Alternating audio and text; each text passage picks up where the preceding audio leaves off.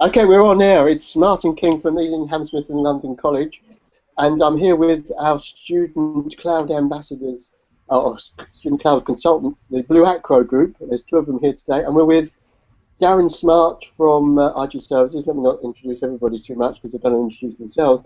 And Fintan Murphey, who's a partner with who works with Google.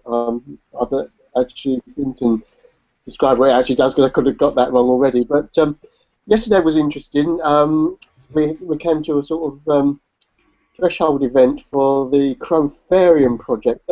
Akashan, do you want to briefly say what you're doing and what you did yesterday? Yeah. Hi, my name is Akshay.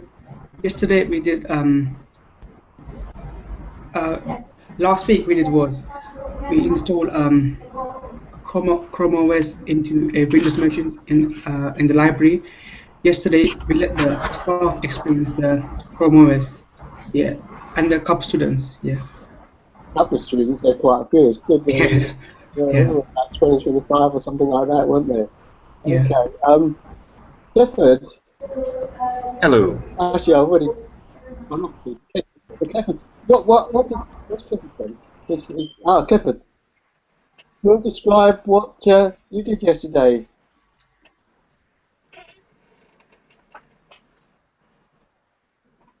All right, Clifford's programmer's hung again. Darren.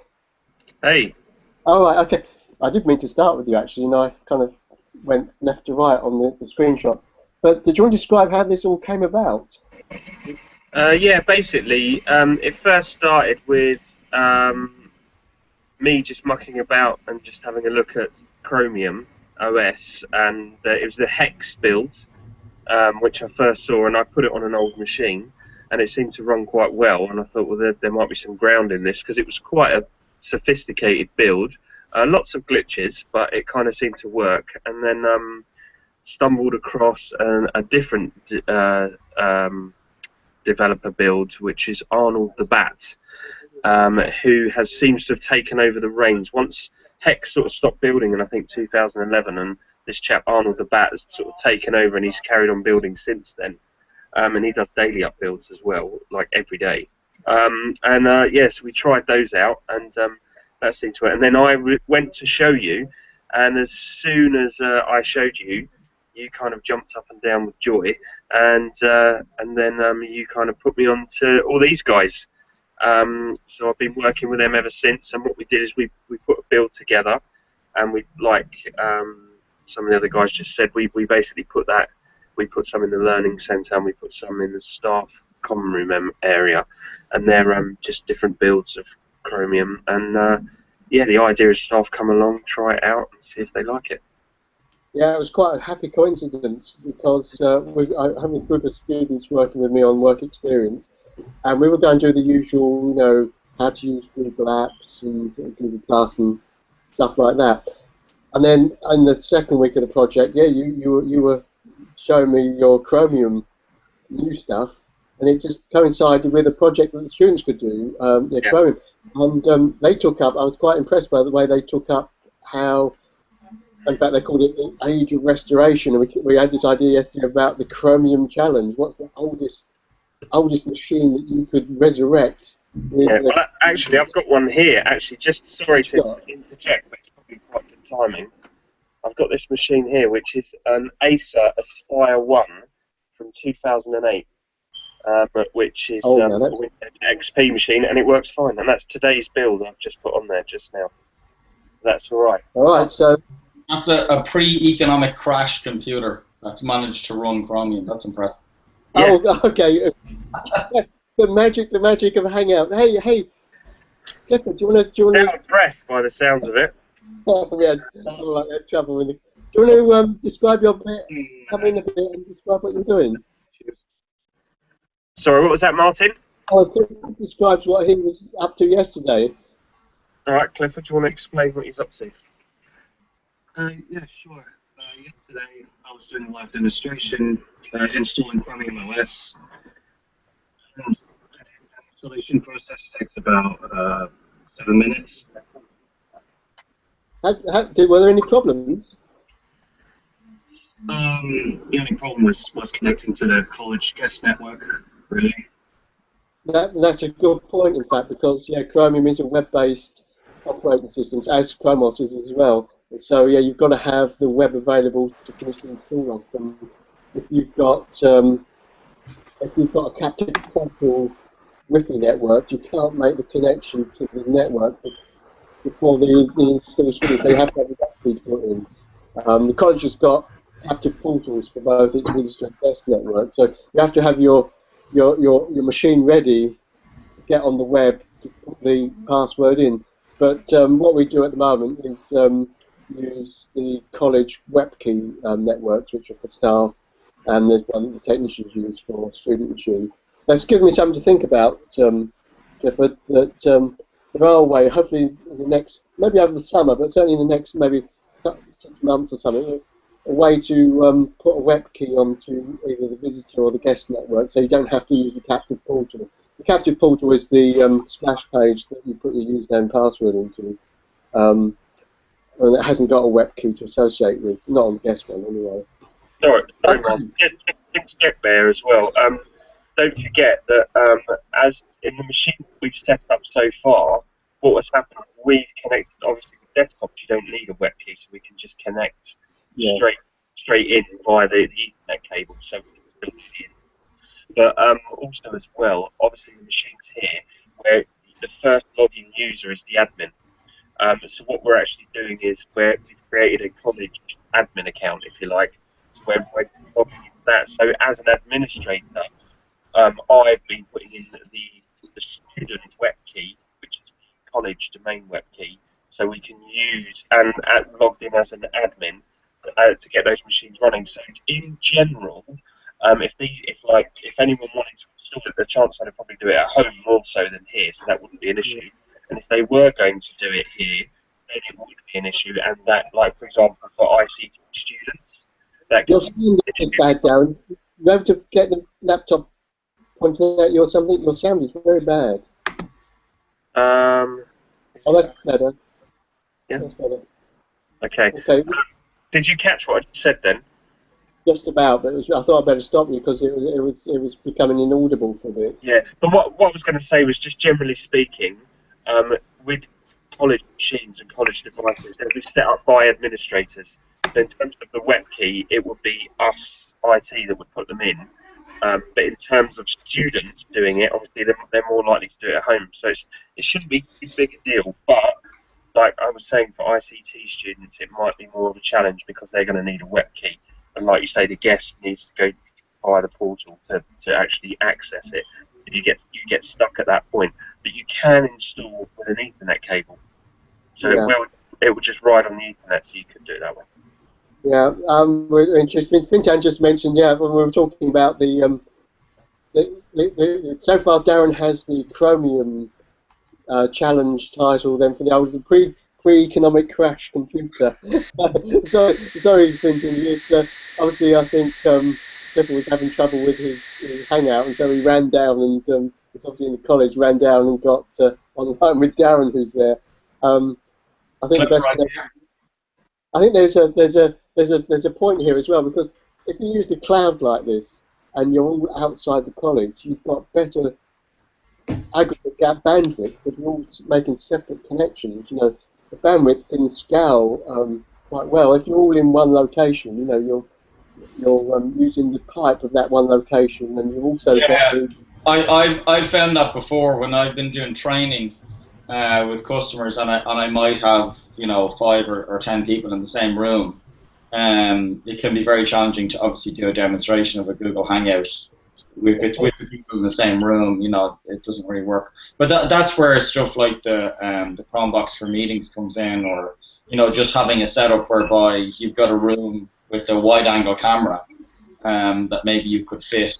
I haven't got a super wide-angle camera, but I've got a fairly wide angle, so I mean I could fit 2 or 3 people. Yeah, in fact, actually, Fintan, we've been doing that a little bit on site here already. Actually, we've just got a sort of HD camera, which we kind of set up on a sort of tripod in the corner of the room. Yeah. And kind of just about squeeze everyone in, and then we just do a hangout under one person.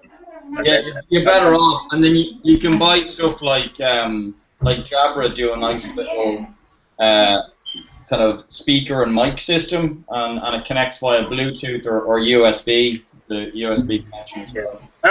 Sorry, I know we're hijacking Martin's thing here. How much does that sort of setup cost, though, the speaker and mic? Because that's one of the things, is we have to constantly rig it up to do it. Yeah, I mean, this little Jabra box that I got, I think this cost me 100 and something. All right. Okay. No, sorry, it was less than 100. Yeah, right. All right. I think it was €100, so maybe 80 pounds or something like that. That's good. That's good. It wasn't too bad. I didn't think it was too bad. And then the wide-angle cameras, I mean, you know yourself with the webcams, you can spend 30, you can spend 50, you can spend 100. It just depends on the quality. But sound is something people don't think about when they're thinking about Hangout. And it's really important, because obviously nice video is fine, but if you can't hear the person. Yeah. Well, that's what I've been using. Some sort of we've got these Zoom. I've got one somewhere, not to hand, but we've got these little Zoom field recorders, and they've got really nice mics on them, so they've got quite a good pickup. And we generally, when we do a Hangout, we've done them before, and we've tested it, and it works. But obviously, it's a lot of different components. So something a bit more all-in-one is what I'm looking for, really. Yeah. Have you guys heard of the Chromebox for meetings? Did you? Yes. It's launched today in the UK, isn't it, Fintan? It's very. Yeah, it's launched here now. What's interesting about it? I mean, obviously there's a cost associated with that, a management cost with Google. But what's interesting is they've pulled together a couple of different pieces of technology, and they, like one of the things they sell is this is part of the package, and then a wide-angle HD camera, and then a Chromebox and a remote, and so that's what, you know, relevant of what you think of the package Google are selling. That's what they feel is required for a good video conferencing setup. A good speaker microphone system, a good HD wide-angle camera, and maybe something like a Chromebox, you know, or a computer with Chromium on. You know, I think I saw the cost for the peripherals, as you might call it. I think it was £178 for the. It's $99. Yeah, it's $999 for the kit, whatever that is in pounds. But there's a $250 management fee in there that recurs annually. So that's if you buy the Chromebox for meetings. But I know people who've obviously set it up separately, but you lose the management features, which a lot of businesses want. You know, it all reminds me of stuff. In the 90s, we used to use PictureTel, and the PictureTel used to prioritise the audio over the video. We used to have a nice tabletop mic. And the same thing applied there as we had with Darren. If you can't hear it, it doesn't matter how good the audio is. I'll just, before we go to Fintan, Akshan. Yeah.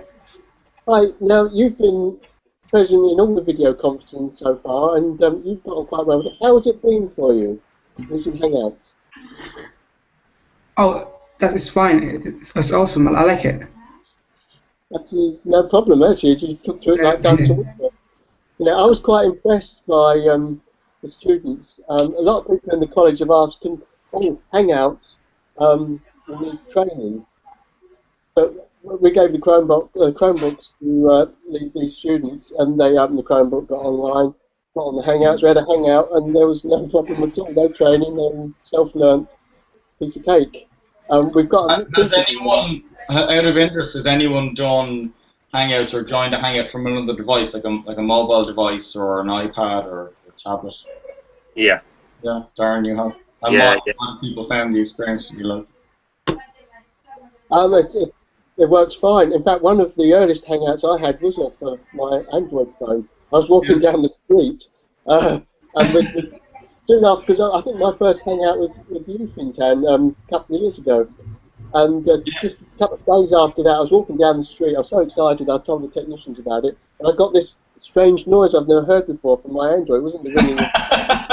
What's that? I opened it up, and luckily there was enough 3G in the area, you know. And there was a video call, and I did a video call with Juma Darren, and that's probably, I think, the second video call I had was on an Android, the old Android phone. Yeah, I love doing it on my mobile or tablet. I have to say, I bring my iPad Mini with me, and then I have a headset. And so if I'm working on my laptop and I get a video call, I don't want the video call sort of using up my laptop because I generally want to work on something. So I'll join it on the iPad with a set of headphones, and then I can still work on the laptop. You know.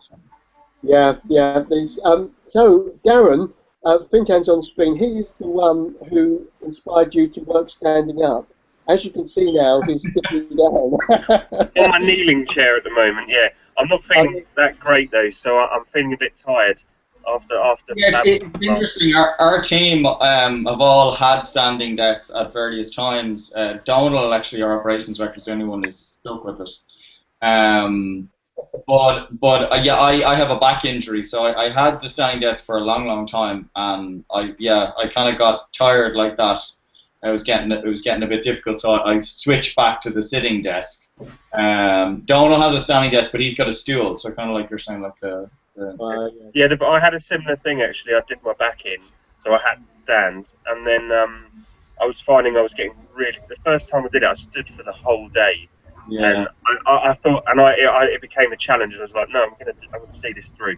And I basically went home, and I was absolutely exhausted because I'd just been standing all day long. But since then, what I do is I kind of alternate. I've got a kneeling chair. Yeah, alternating, I think is. Yeah, and I think that's the way to do it. And but even that, I've got I've got a problem with the cartilage in my knee. So I can kneel down. Yeah, it's like damned if I do, damned if I don't. So I can only kneel in the chair for like an hour, 2 tops. Maybe you need to build a system where you're maybe just suspended. Yeah, I'll have a word with Martin. So you're just sort of floating.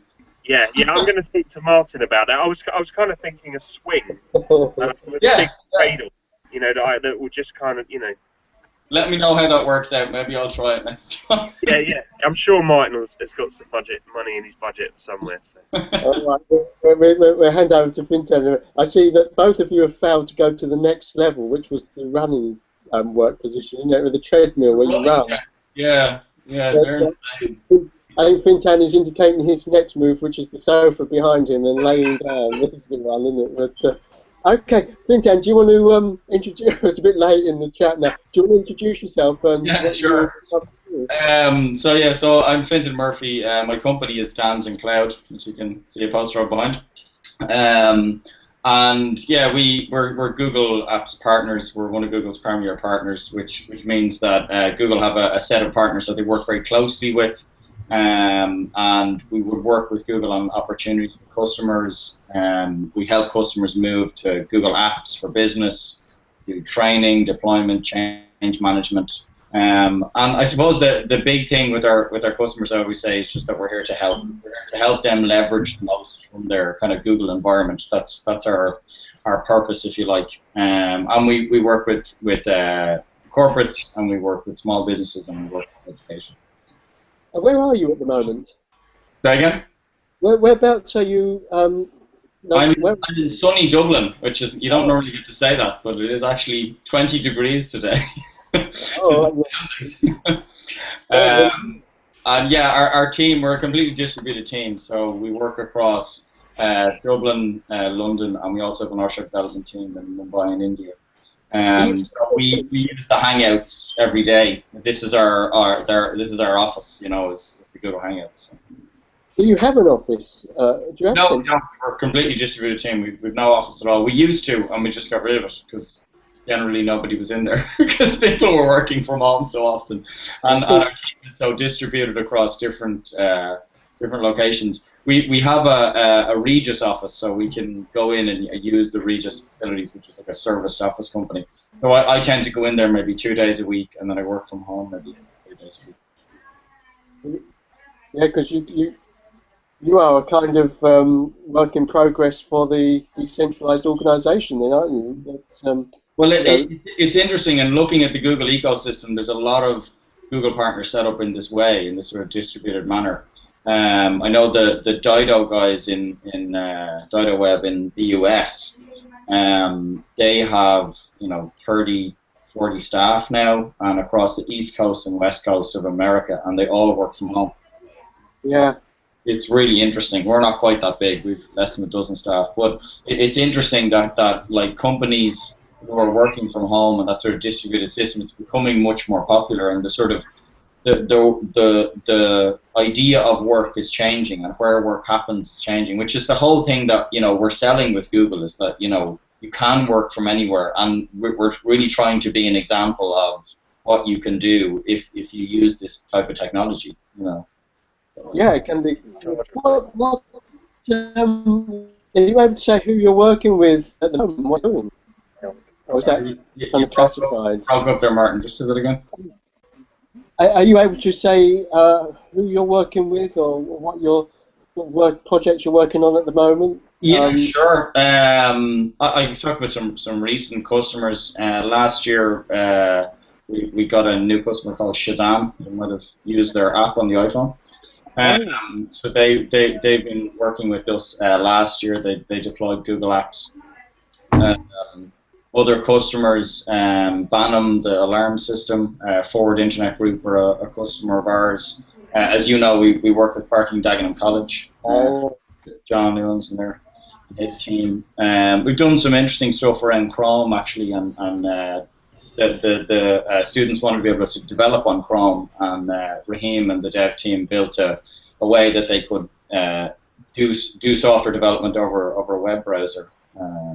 So it's quite interesting, because they were so into the Chromebooks, they didn't really want to move away from them. So, our projects kind of vary from sort of the very basic of a customer who just wants to move over to Google Apps and just wants some help with that, to more challenging projects where we're working with a retail customer at the moment, and they wanted to completely replace a retail system that they had using Google Forms. So using the scripting in Google Forms to automate functions and automate processes, we were able to essentially build an application around the Google Forms environment. So I'm sure you guys are familiar with Google Forms.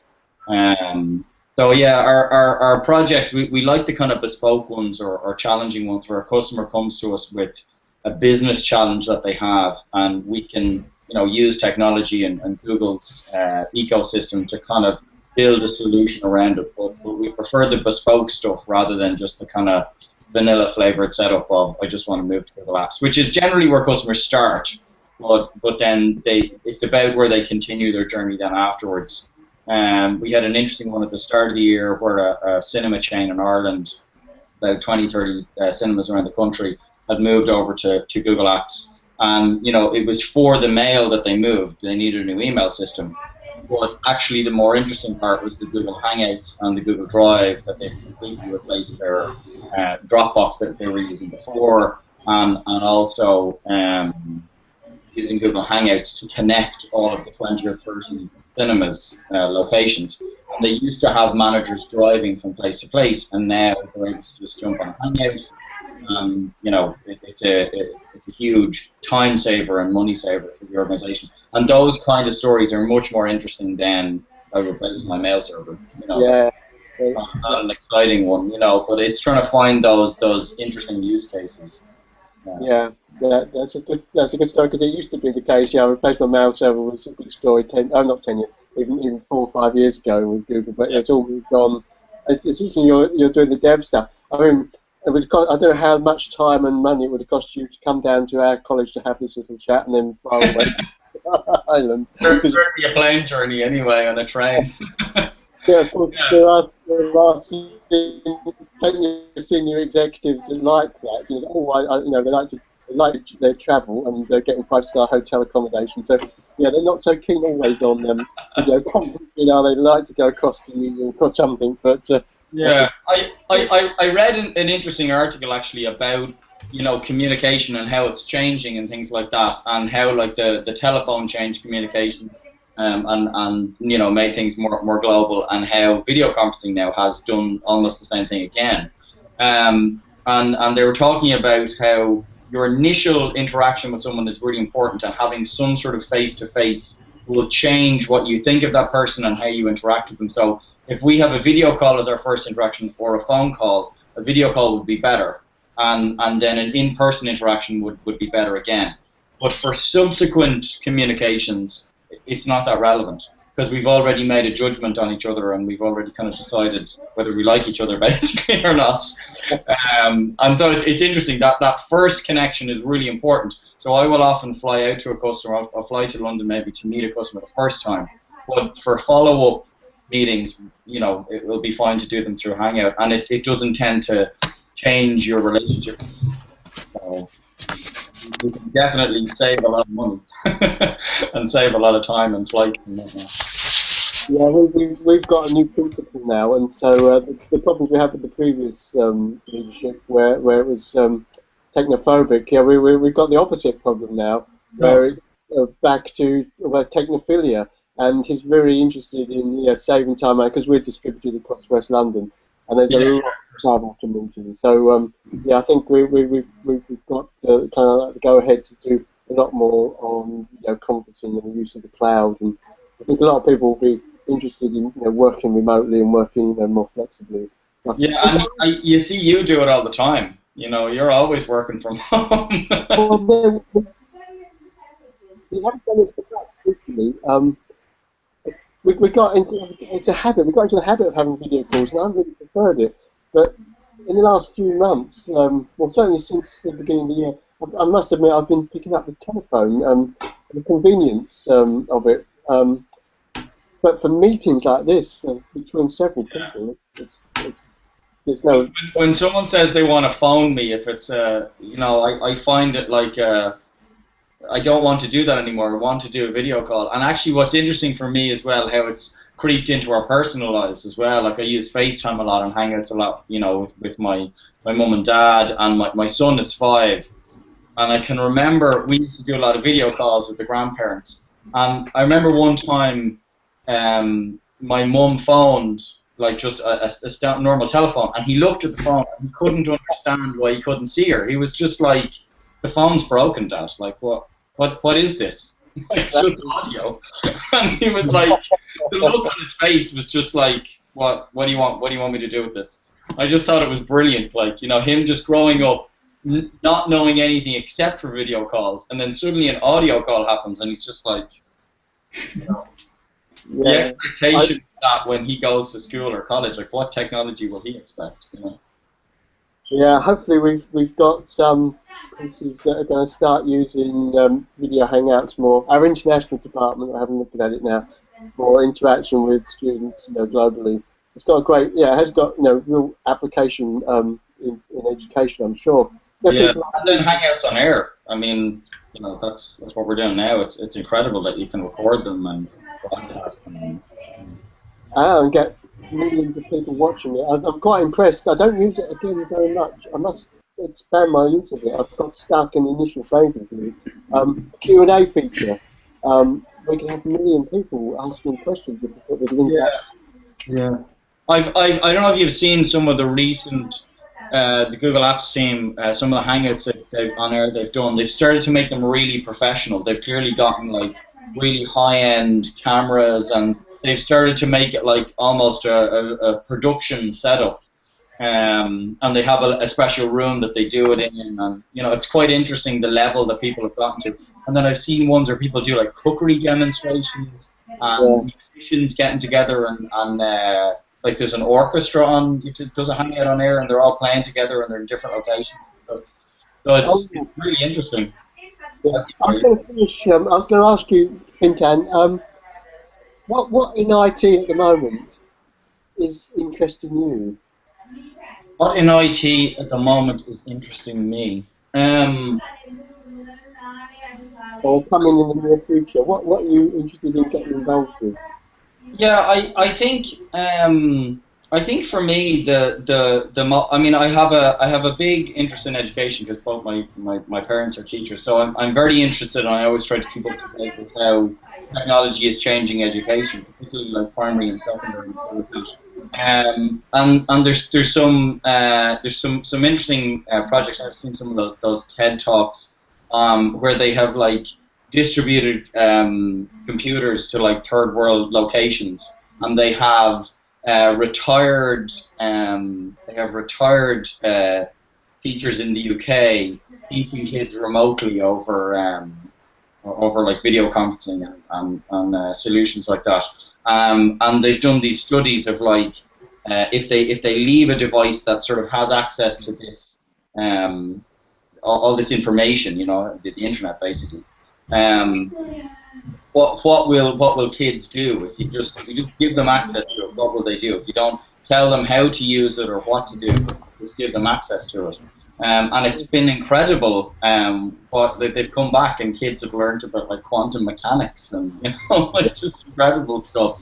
And I just think looking at how technology is changing all of those things and how like Google, I don't know if you've seen the Google Loon project where they're trying to bring internet to remote locations using massive weather balloons, and I know Facebook and some other large companies are trying to do the same thing. What happens when we get another billion people, another 2 billion people online, and how does that change their capabilities to produce wealth, to take themselves out of poverty, stuff like that. I think that for me, how it's changing the educational landscape, and that education, it's becoming more normal now, that it's just all the time, this education for life, that you don't go to school and go to college and it just stops. That's almost a ridiculous thing to say nowadays. We're constantly learning. I'm constantly doing online courses and keeping myself up to date with whether it's an area of interest for me or whether it's something professional. I thought that. Oh, sorry, Fintan. No, that's it. I just think that's really interesting, and how that technology is changing business obviously is of interest to me because that's what I'm working in. But I think how it changes education is just mind blowing sometimes. I'm really interested in that take on it, because so many people are sort of stuck on the gadgets, and the next big. It's good to see the big picture and the application of it, and obviously the Barking and Dagenham influence there, because they've done some work with. You're talking about Sugata Mitra, just incredible stuff, like really incredible stuff, and even on I think people sort of feel maybe it's this off distance thing that's happening, but like and I know people do give out about kids having access to maybe too much technology, but I think it depends on what you give them. Like there's some fantastic educational games for the Android and iPad, and I've seen my own son's language improve just by giving him access to particular applications, and letting him use them for whatever an hour or half an hour a day. So I think people can bring it into their own personal lives as well. It's not just it's not just about far off distant lands, or studies that they're reading about. They can apply it to their own lives themselves. Like some of those language applications. What's the language one? Where you can like train yourself in a foreign language in 6 weeks or 8 weeks. There's an iPhone app, and it brings you through the various stages, and you can learn 50 different languages. That reminds me of a phrase. Well, it goes to. It reminds me of a phrase I've heard a few years ago. That's localization. The combination of global with local. So you've got global reach and connectivity, and it can have its own impact on your local life, but vice versa too. Your local life. Nowadays, of course, your tweet can be become trending and world, for example, or you never know, millions of people around the world might watch this video. Who knows? Yeah, exactly. I mean that's it, and music artists can release their song online, and millions of people can download it. I mean that was just not possible before. So I think the ability for people to have access to the world is incredible. You can do a hangout in there, and if it's interesting, people will watch it. Gangnam Style is a perfect example of something going global, from a local place.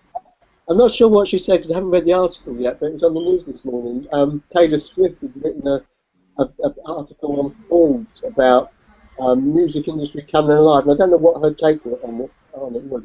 But she was talking about, you do a performance and everybody's seen it online on YouTube, so every performance has got to be different. And she's talking about adjusting to the new the changes in the music industry by technology, and the fact that you can't just repeat the same thing again and again, because somebody's seen yesterday's video has been recorded on people's phones and stuff. So yeah, hopefully we don't know where this has gone. I better let you go then, Fintan. It's been a pleasure. Yeah, I've got to drop out now in the next couple of minutes. So. Okay, you got another hangout. Okay. All right. Thank you, everybody. Okay, cheers. Nice to meet Yes, you. sir. Nice to meet you, Jack.